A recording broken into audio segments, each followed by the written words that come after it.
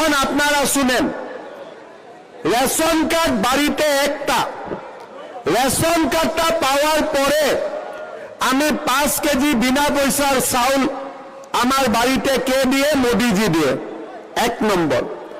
2 নম্বর, ration কার্ডটা পাওয়ার পরে আমি আয়ুষ্মান ভারতের কার্ড পাই। তার কাজ কি? সালে 5 লাখ টাকা পর্যন্ত বিনামূল্যে মেডিকেল। 3 নম্বর, রেশন কার্ড থাকলে একটা উজ্জ্বলা গ্যাস পাওয়া যায়। উজ্জ্বলা গ্যাস আর বাজারের গ্যাসের মাঝে ডিফারেন্স 300 টাকা। এখন যার যার রেশন কার্ড থাকবে ওনার বাড়িতে একটা একটা অরুণোদয় পৌঁছে যাবে।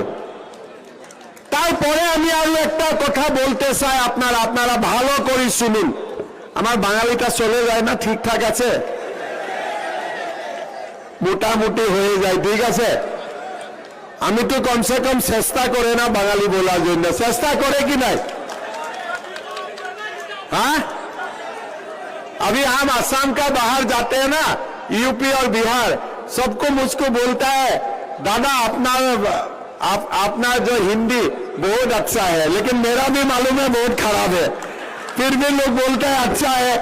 तो এরকম আমারও মনে হয় বাংলাটা অত ভালো হয় না, তাহলেও চলে যায়, ঠিক আছে? আচ্ছা, এখন আপনারা শুনেন, আমি আসামিয়া ভাষাতে বলবো একটা বড় স্কিমের কথা, তখন আপনারা বুঝতে পারবো।